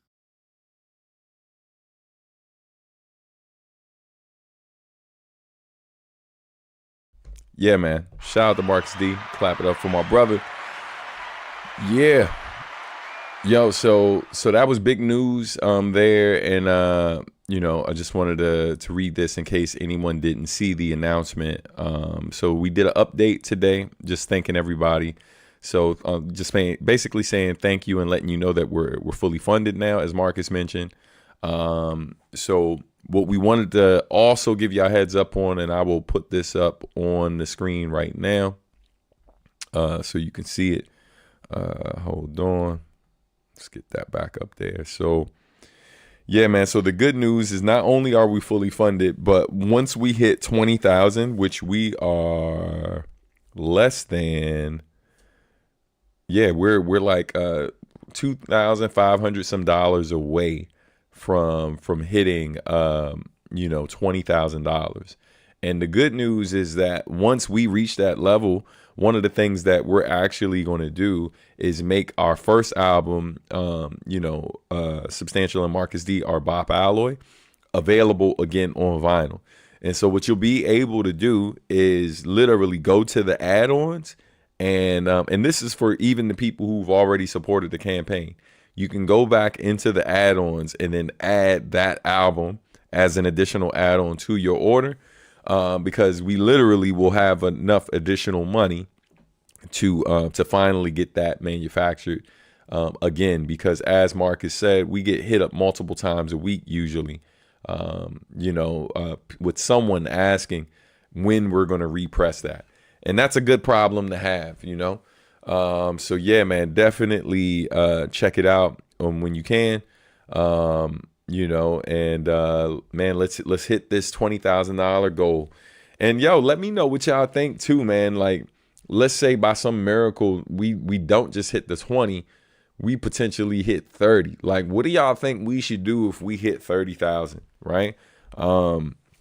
Because we got 25 days left, and the likelihood that we could potentially hit hit that number is very possible, right? And so what we're trying to think through, like, we know what we want to do if we hit 20. I don't know if we're going to do one for 25, because we don't want to stretch ourselves too thin. But definitely, if we get close to 30, we may need to consider doing what else we'll do. Because the reality of it is we're sitting at 17.5 right now off the strength of 120 some people. That's crazy. And every album that we've ever sold, we've sold it to, low end hundreds of people, high end thousands. So if this campaign continues to grow and we hit like several hundred people, because I don't think any of our campaigns together or individually have seen more than like a 250 backers, right? But if we somehow reached 400 people, 500 people who were willing to contribute, the likelihood that we'd be over 30 grand is very high. So I'm definitely curious to know what y'all think. Outside of us repressing the first album, what would be something y'all would like to see us do?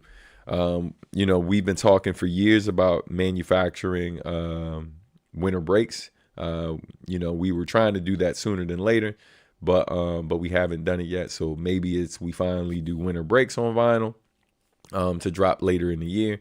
Do like an anthology thing where it's the whole album. Maybe we get like some special edition artwork for it, But yeah, a couple different things. So Chi-Town Warrior says, "Damn, it's so unfortunate Kickstarter doesn't allow payments." Let me know what you mean. I'm not exactly sure what you mean, Chi-Town. Eric, let me know. Bro, that must be so satisfying to envision a project, working through it and making it real, and being able to sit back and listen to it after all said and done. Dude, it's man, it's amazing.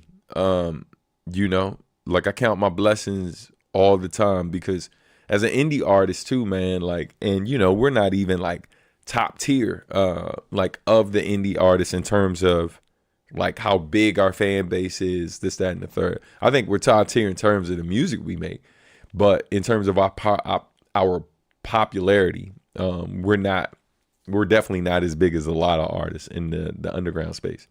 And but the fact that people come through and really believe in the music we make, support it, show up at shows, Yo, it's a blessing, man. But to have these ideas and visions of what we could do and see it become a reality, and yeah, it's amazing. But like even better than that is when you meet people who've taken the time to listen to it and connect with the music, and they share their story, talk about how it's inspired them, and the different ways it's inspired people. You know, like I'll never forget meeting a dude who was a medical student who like talked about, well, no, by the time we met him, he was an actual doctor, but he said, he was like, man, y'all music got me through medical school, bro. Like the work I'm doing, like medical school like wasn't easy, and y'all music helped me find a lot of peace and relaxation and motivation while I was in school. And so now I'm a doctor, and man, I just wanted to show love to y'all because y'all helped me do that. And it was just like, it's crazy to hear that. It's crazy to hear that, It's like I know we didn't inspire him to become a doctor, but the fact that he credits us as helping him get through medical school by making the music we made, that's amazing. And I think a lot of people don't really consider how much what type of impact your music has on people. And yeah, it's dope. It's dope knowing that that it affects people that way. You feel me? But yeah, man. Let's see. Steph says Winter Breaks double album vinyl. That could be crazy. That could be crazy because one, I think we call it like the Winter Breaks anthology. Put Winter Breaks 1 and 2 on there. They may be short enough to fit on one LP, which could mean that maybe I could talk to Marcus about we could do a single LP or double LP joint. If we did the double LP, you could put the instrumentals on one, like it could literally be like side one is Winter Breaks of vinyl A, right? Or and then side, what was it? No. So vinyl 1, side A could be Winter Breaks. Vinyl 1, side B could be Winter Breaks 2, right? And then when you get to the second LP, the second vinyl, then it could be the instrumentals for both. I got to see, like based on the length, but then also bonus tracks we could include Walk Into the New Year by Steph, y'all. And then we could also include 10 winners, have those 2 tracks on there too. That could be crazy. Yeah, that could be crazy. What y'all think? Let me know. You know what I mean? Let's see. Let's keep it pushing because I got more updates. Last chance to scan that QR code before I take it off the screen. So that way you can support the campaign. Thank you so much to everybody who's been supporting. Just refreshing it, see if there's been any changes. Nope. Okay, cool. Let's keep it pushing. Oh, got a couple comments. When are we getting Marcus back over to the States for Bop Al or US tour? He's talking about coming back in the summer. I just don't know if it'll be a full tour, if it's going to be like a one-off show like last year. But we can have a conversation. It's important to remember that whenever Marcus does come back to the States, because he's a family man, like I am, he's not touring as much as like maybe some of your other favorite artists are. But I would say that for those of you who want to see that happen, it's great y'all letting me know.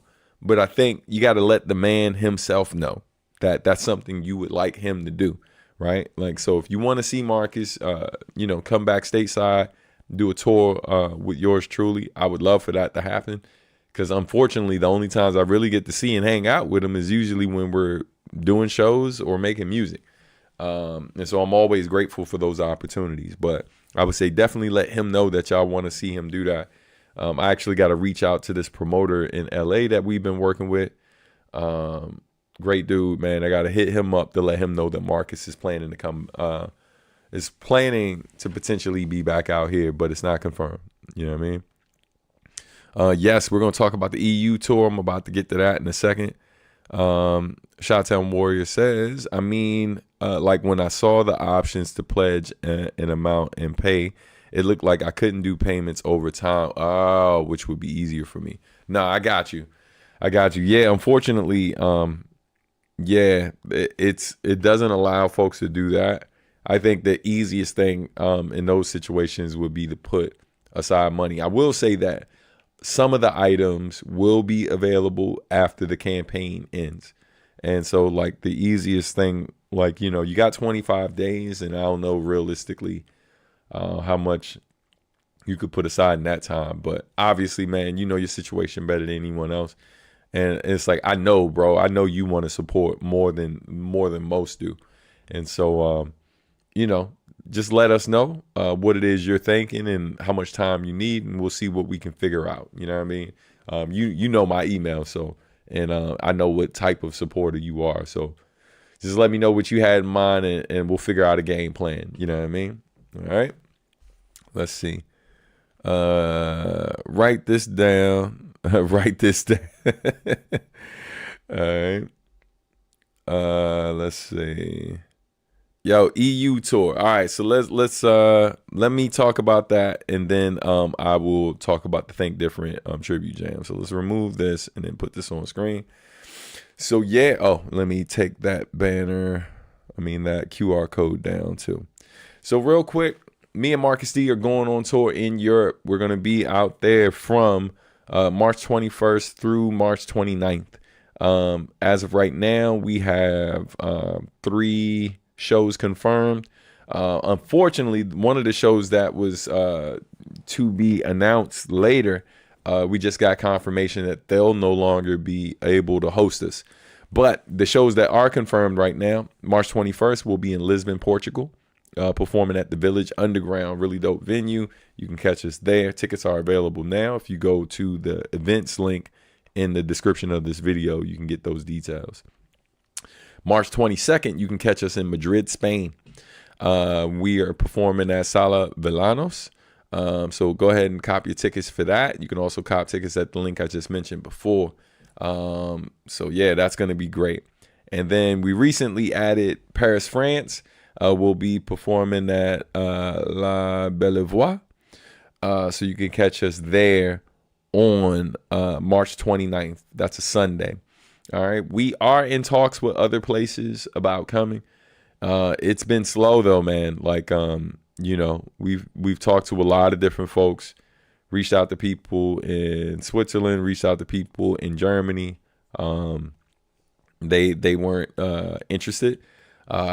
Is what it is. Like, we know we got fans out in these places, but the tough part is not everybody who's a promoter know that we have fan bases in their cities, because they aren't amongst our fans. So that makes it challenging sometimes to get stuff booked. But we are in talks with someone right now, a friend of mine in Rome, about us potentially going to Italy to do something. So we'll see if that pans out. I'll let y'all know. But right now, the 3 shows we have confirmed are March 21st through the 29th. So March 21st, again, you can catch us in Lisbon, Portugal. And then March 22nd, catch us in Madrid, Spain. And then March 29th, catch us in Paris, France. All right. If you got questions, let me know. Let me know. Hold on. Let's fix that. 9 minutes for the 2-hour point. Yo, thank you. And I just saw it. Just saw your heads up. I may do a pledge. What I may do is pledge an amount and then buy the other items later. Respect. You know what I mean? What about Sweden? Would love to come to Sweden. I don't know what our fan base is like out there. You know, and so that's the challenge. And more importantly, I don't know any promoters in Sweden. So if you know any personally, feel free to send that info to us. And if you know any if you don't know any personally, but you've been to events that they've thrown, feel free to tag us, you know, and we'll look into it and see what we can make happen. You know what I mean? But yeah, let's see. All right, let's talk about this. We'll close out with this show. Reminder. Let's see. I was on the Shingo 2 concert in Sweden, and it was pretty filled out. See, this is the crazy part, right? I'll say this, man. Look, here's the wild thing. As somebody who's toured with Shingo and done shows with him, what I've learned is that in all of these places, anytime Shingo's done a packed out show and I've performed with him, there's never been a time where I walked on stage and started doing my songs where people didn't know who I was. And I'm not saying like a few people in the crowd. I'm talking about the whole audience knew the songs. The problem is this. A lot of people, man, I'm going to just say this shit. I think a lot of people are fans of mine, right? And then I think there are a lot more people who are really fans of Nujabes, and they know my music, but they don't really follow me outside of what I've done with Nujabes. And so in those settings, they love the set. But a lot of them, they just know the Nujabes songs. So when I'm doing my solo stuff, there's a smaller amount who know those songs. And what's dope is in real time, people will come up and say like, yo, man, dude, I got to dive into your catalog. Your other stuff is amazing. And it's just wow how many people really don't take the time to kind of listen to the stuff I do outside of him. It's been a constant challenge of mine throughout my career, which is crazy because, like, for example, Arc Nights, outside of Nujabes, the Arc Night songs I do, those are the biggest songs I've done. And a lot of those fans, when they discover me, they check out the Arc Night stuff, but then they come over here in these videos. They're in the comments and stuff like, yo, I really love this other stuff you're doing too. And that's dope. I wish more of the fans who know me from the Hideout days just took the time to really kind of come over here, spend time with us, realize that, yo, I'm super active. I'm super active. And my music is more popular now than it was back then. And it's not just because of the Nujabes stuff. But unfortunately, what happens is when it's time to get booked for a show, a lot of these people, if it's just me, it's a significantly smaller show. Like I'm dealing with that with a promoter right now where because it's quote unquote just me, like, we got to go with a smaller venue because oftentimes if like for whatever reason, if I'm on the bill and there's not like a bunch of other Hideout people or artists that's significantly bigger, people who know my music and know who I am or listen to my songs don't always show up. With the exception of y'all. Shout out to y'all who do. And so that's frustrating to say the least. But, I'm not walking around here being bitter and shit like that because that's also not sexy. So I do what I do, man. Hey, look, we going over the 2-hour mark because I still got other stuff I got to promote. So I'll be okay. And I'll figure out the editing stuff later. But, yeah. But, yo, I mean, I appreciate you asking because, like, I get it. You genuinely want to show up. But a lot of the other fans who know my songs, they really don't. Like, Shingo's more popular than I am. And that's, like, because of not just the Lovesick stuff. It's also because of the stuff he did for Samurai Champloo. So there's a bigger audience for him. And yo, that's just what it is, you know what I mean? And so that's business. So for me, that's not the frustrating part. The frustrating part is when you do a show with a bigger artist and you step in front of 1,000 people. And sometimes this is in cities. I've literally toured. I've been there a bunch of times.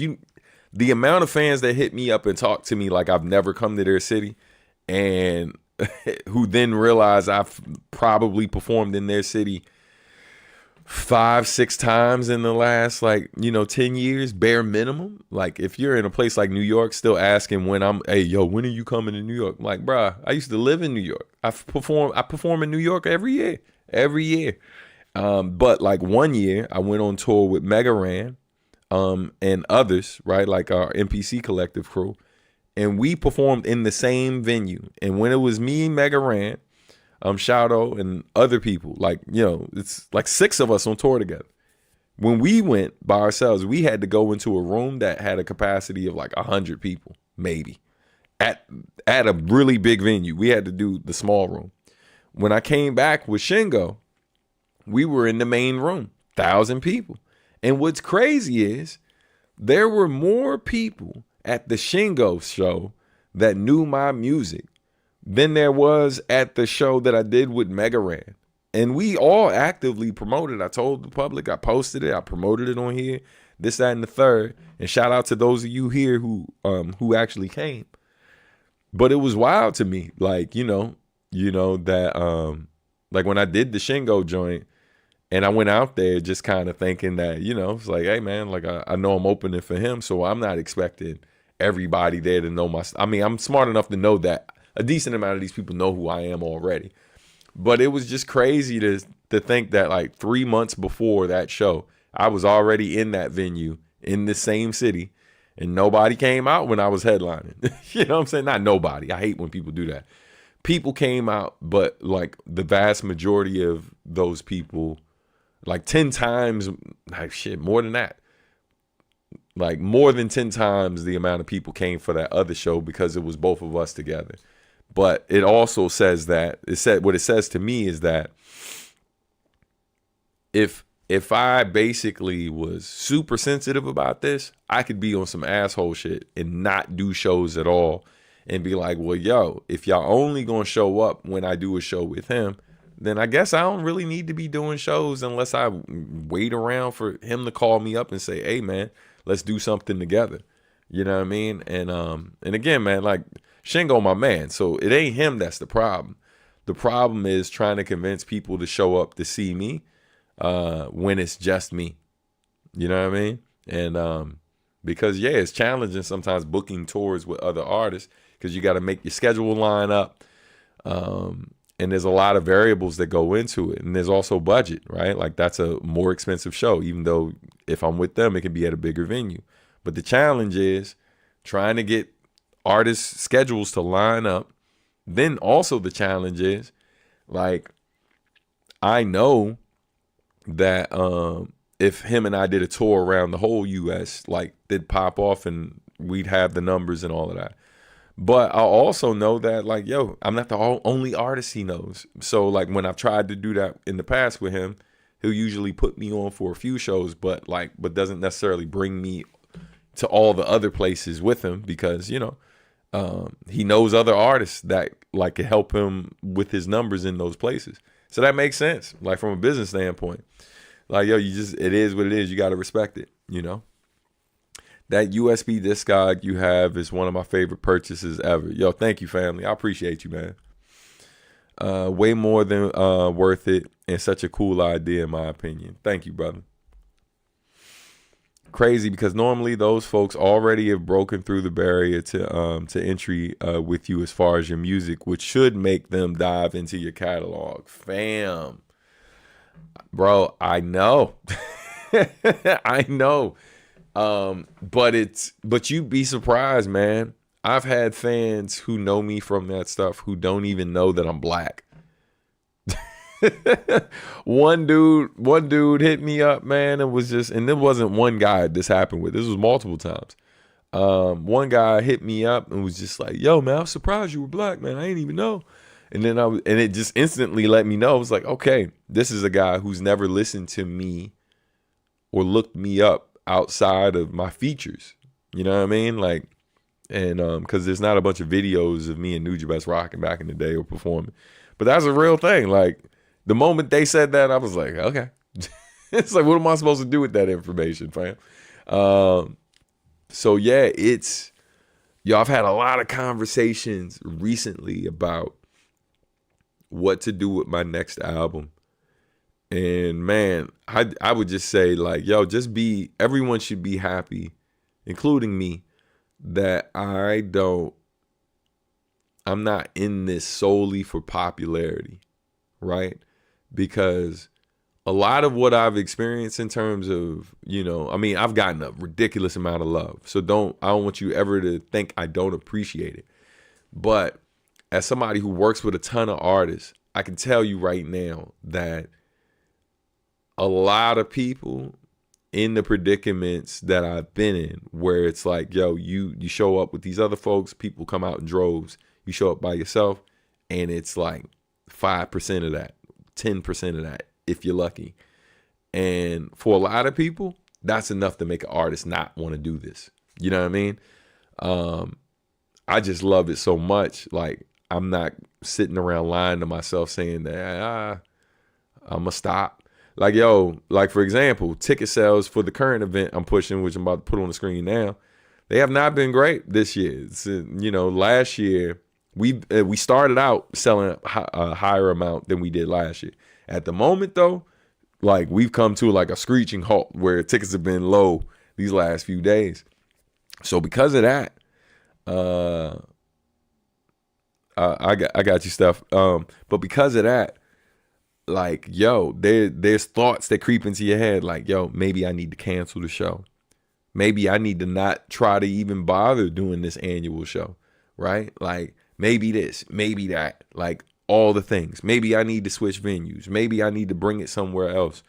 Or just, yo, maybe I just need to find something else to do that's not as stressful. It's just like, yo, again, I know y'all appreciate me, and I know my core audience supports. I also know that I have a lot of fans. My biggest problem is my fans are spread out. So when I'm doing things online, it's easier to kind of get the love and people to show up in some instances, because even that's a challenge with all the algorithm barriers, because I don't play the game the way everybody else plays to get everybody here. It just feels, I don't say it's corny, because it's just, I feel like it's corny to say corny sometimes. It just feels like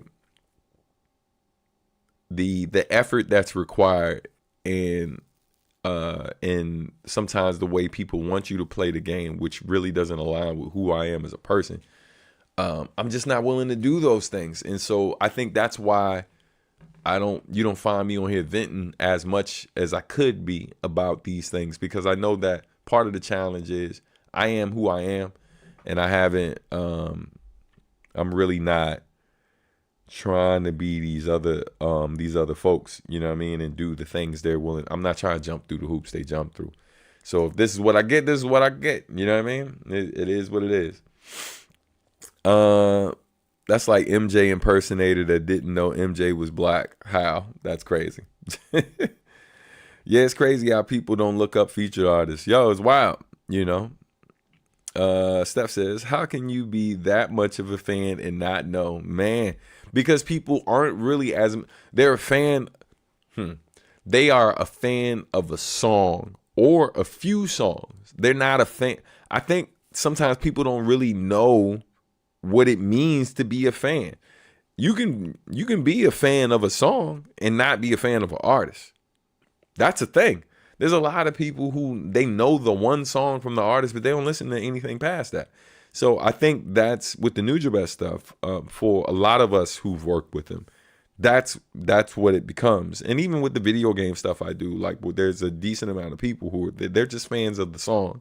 They like me on that song, or they like me when I work with these folks, and they don't bother going outside of that because they don't need to be frank, you know what I mean? And so it's just unfortunate, you know what I mean? But I know a lot of people like that. And yo, I've been like that sometimes. There's artists I've listened to where they killed a feature, but unlike most people, I actually investigate past the feature. If they kill it and I really love what they did on it, I usually will go look up their stuff.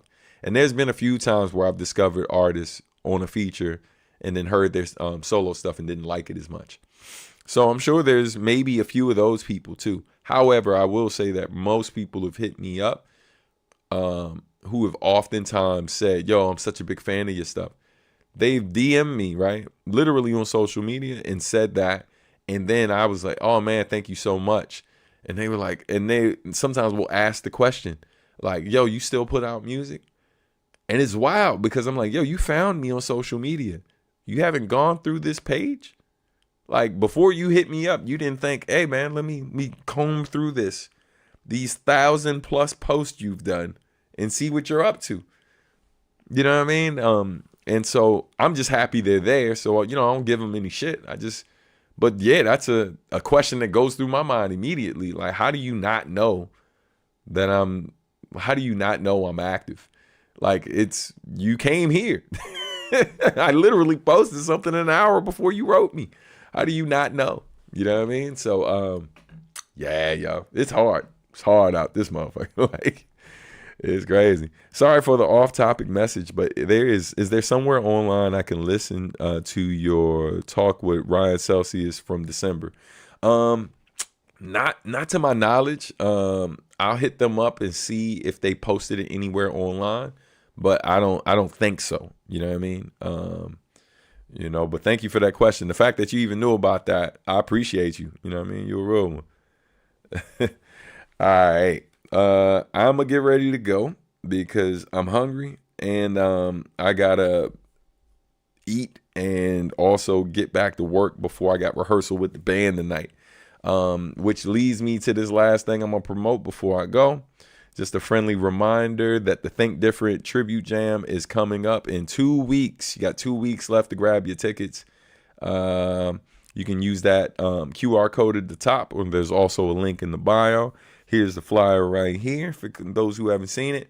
But yeah, man, catch me with the Sun's Hues. That's my band performing live. We got an amazing set lined up for y'all. I can't stress it enough. We got Malcolm Jackson coming in town from Houston, Texas, playing percussion. He's going to be playing vibes with us. And then we also have, what was it? We got B-Boys rocking that night. We got DQ from out of Maryland coming through the break. We got Javier Starks performing live. We got Orion Song coming out from the West Coast performing. We got Shawnee She painting live. We got my man Black Root hosting. Yo, it's going to be a legendary night. But the best part is also those of you who get VIP tickets, you can come into the venue early, get posters, get stickers, things of that nature. But the dopest part is if you do the $100 VIP, we're doing a screening the following day where we're showing people footage from my upcoming documentary, To This Union, which is the story of my first album and the work I did with Nujabes. But also, it's not solely focused on just the album. It actually talks about a lot of what I was doing before the album drops, who I was working with. So we literally went to New York, talked to Mech Rashawn, Mr. Mech, talked to Tone Deaf, talked with my man Blitz from The Plague and Hydra, and Pac FM, as well as like my wife is in the documentary and stuff like that. We actually have these cassettes. Hold on.